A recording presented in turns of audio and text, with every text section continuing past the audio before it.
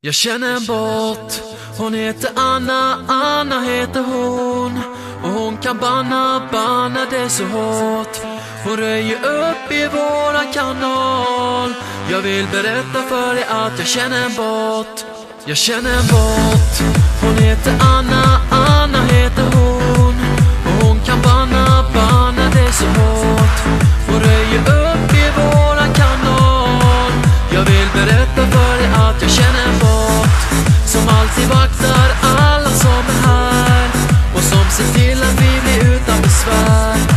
Det finns ingen takeover som lyckas. Kom ihåg att det är jag som känner en båt. En båt som ingen annan slår. Och hon kan kicka utan att hon får. Hon gör sig av med alla som spammar. Ja, ingen kan slå våran båt.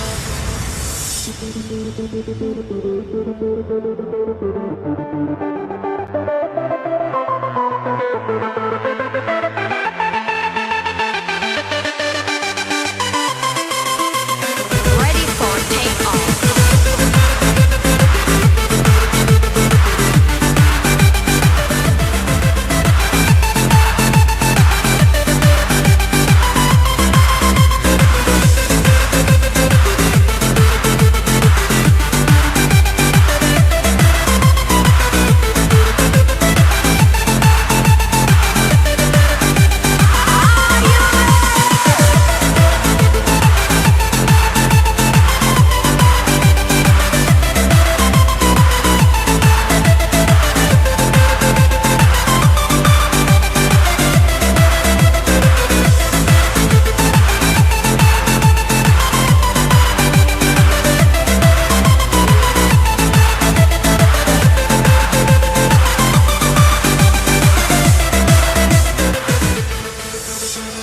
Då kom den dagen jag inte trodde fanns. Den satte verkligen kanalen ur balans.